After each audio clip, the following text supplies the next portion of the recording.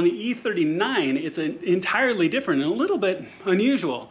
They actually have it's either T27 or T30 Torx bolts that are actually in very similar positions to these on either side of the stocks on the back that you have to come at from an angle. But you actually have Torx bolts securing down the airbag.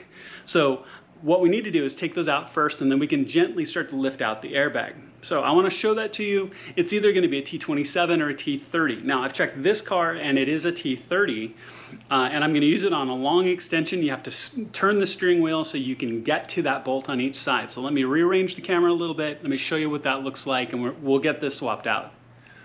All right, so when you turn it 90 degrees left and right, you get the stock turned, and you can get to the back of these T30s. Now, I find that for whatever reason, coming at it from the bottom, you have a very strange angle and you can't seem to quite get a T30 on it, whether I've got a T30 driver or a socket.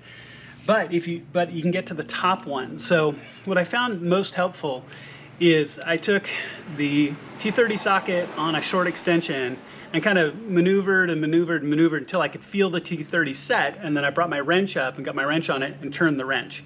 The torque on these bolts is very, very low, so once you break it free, you can just back it out with your hand. You can just turn the socket. So, and then your airbag is loose. Okay, so do it on both sides. So do it on the top.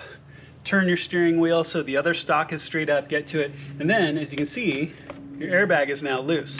So let me turn it back straight. Let me rearrange my camera a little bit, and we'll show about how unplugging your airbag. And again, I really want to emphasize that you've unplugged the negative post on your battery. You don't want an airbag warning or any problems, okay? So make sure that that's done before you unplug anything here.